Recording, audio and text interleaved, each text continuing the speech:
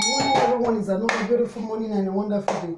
Hey. Mommy, don't you know we're ready for school? Why is our food? I'm coming. I can't find any oil at home to put on this food. Okay. That's why.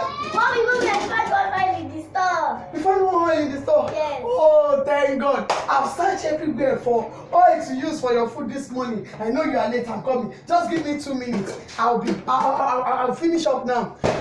That is how it is, Deuteronomy chapter 28 verse 5 says, he said, our barn, our storehouse, we be full always. He said, our storehouse, we no lack food. Can you see God?